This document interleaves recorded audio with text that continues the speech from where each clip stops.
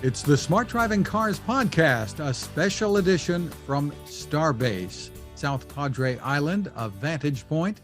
Technical support for this edition is provided by CARTS, the Corporation for Automated Road Transportation Safety, a 501c3 nonprofit dedicated to safe and high-quality mobility for all. I'm Fred Fishkin, along with the Faculty Chair of Autonomous Vehicle Engineering at Princeton University, Alain Kornhauser. And Alain today is at South Padre Island, where he just witnessed firsthand the initial launch of Starship. Alain? Hey, I think my heart has just recovered. Here we are, just a few minutes after the launch of Starship. Amazing. I mean, how many things do you have to get right to be able to do that, and to do it with just a minor delay, and on the date that Elon always wanted? What an accomplishment! It was absolutely surreal here, and it's especially surreal because we're watching it live, and the rest of the world is watching the SpaceX feed, which is 15-second delay or something like this. And so, we can't just be listening to SpaceX and giving us a countdown of 10-9-8, because it's already past 10-9-8 by 15 seconds. But we're thrilled here to be at South Padre Island Beach, basically 5 miles away, the Rumble. And I guess I have the great honor and pleasure of being at 2 launches in my life. Apollo 11 in July 1969, and here we are in May 2023, on the way to Mars. The first step on the way to Mars. It's just glorious, and so much congratulations to the SpaceX team and everybody else who participated and made it happen. There are a number of things that have to work, and not just be hype and BS and whatever and get some more funding. To actually work to accomplish whatever the thing that actually clear the tower. And we understand maybe some things didn't go well at separation or something like that, but that's detailed, trivial. I mean, for the thing that goes straight up and then pitch and arch and do this gravity turn, I mean, cut it out. Wow. So this was a rocket, Alain, that twice the thrust of the Saturn V, which you saw way back when. Yeah, whatever. Yeah, it was rumbling here, that's for sure. Describe for us what this felt like there. I mean, obviously the beach isn't that crowded right now, but I'm sure it was. Yeah, it was crowded. You're tight and packed. You're more tight and packed at a Formula One race in Monaco than the Super Bowl. There's a lot of room here. There are probably under 10,000 people here, I'm sure. So wasn't that big, but we are at the southernmost point of Texas. People have lives to live, and so on. And a few of us decided to take the time and the effort to just to be here and part of it. Wow, it's happening. So hopefully we can do a similar thing with respect to actually moving people safe, equitably, affordably, sustainably. And trying to relate this to moving people sustainably, and obviously we have the conference coming up next month in Princeton. But I mean, one of the things that has made this so remarkable, all of the efforts at SpaceX, is that sustainability angle, being able to retrieve these boosters and use them again and again and again. Yeah, well, I think it's not just the sustainability, it's the affordability. I mean, the only reason this makes any sense is because it could be potentially affordable. And in fact, this is what we've argued almost since the beginning with the use of automation and mobility, is to make it affordable.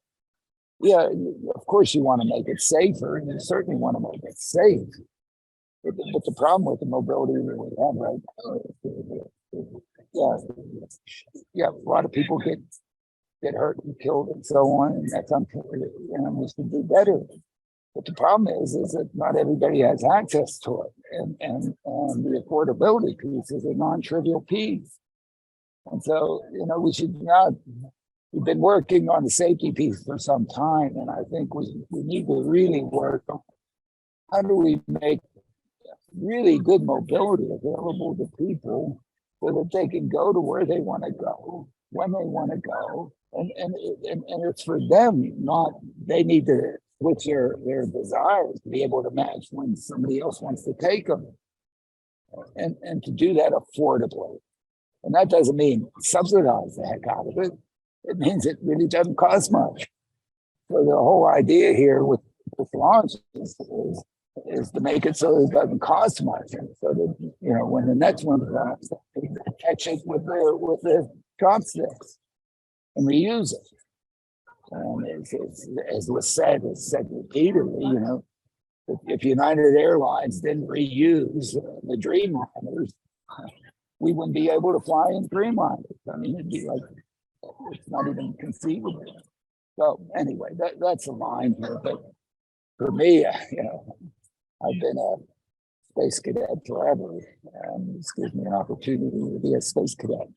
And in some sense, the only reason I got into automation back then and using automation to move people back in 1971 was because, my dream to go to Mars had ended because everybody threw in the towel. We weren't going to do it. Too expensive, too crazy, too stupid, too whatever, do something else. So, I decided to pivot and see if we could use automation to try to move people. Spent 40 years trying to do it with PRT and couldn't do it because of the infrastructure costs.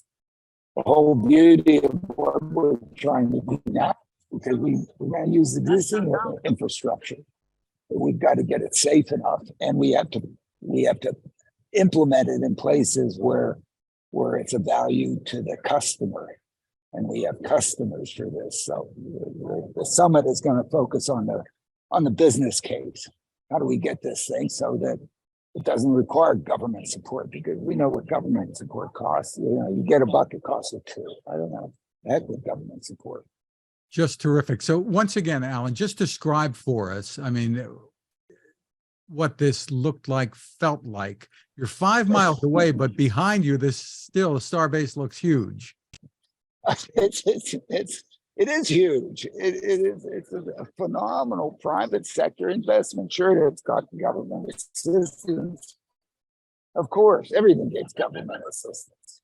Nothing survives without government assistance. But most of it is, private sector and a bunch of very dedicated, good people working together made it happen. Kudos. Take us back in your mind right now to this countdown from 10, 9, and tell us what you saw, what you felt. Describe that. We didn't have the countdown because the countdown that was being broadcast is 15-second delay. Okay, so we can't when the countdown was at 20, live was at 5, and so we were doing our own countdown. Then all of a sudden, we saw the dust cloud come up, and then we saw it emerge out of the dust, this silver thing going up, and recognized that, in fact, they had done a mission. They had held it down. They had let it go, and they went and cleared the tower. Enormous achievement.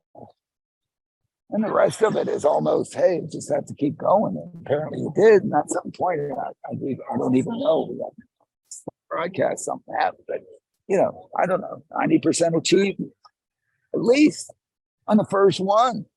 I remember watching Vanguard on TV when I was 6 or 7 or not older now, 12. They broadcast the launch of a Vanguard and the thing would just it'll explode one after the other. Now that was what did it feel like? 70 is it just I don't know. It was just joy. and relief.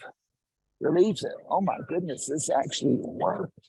This wasn't just some internet hype, Sunday supplement, blah blah blah. We saw a video of Elon Musk sitting there, I guess, in the control room. He seemed to pretty subdued. There was, a lot of people around were certainly cheering and clapping, but I guess he was probably in thought about, okay, what do we do now? For all the good things that have been happening in my life recently, I just feel content.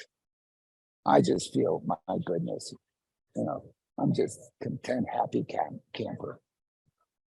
Terrific. Anyway, thanks. Well, we're glad you made the voyage down there. Again, the 6th annual Princeton Smart Driving Car Summit coming up May 22nd. You can get more information at cartsmobility.com/summit. Thank you to CARTS, the Corporation for Automated Road Transportation Safety, for providing technical support for this podcast.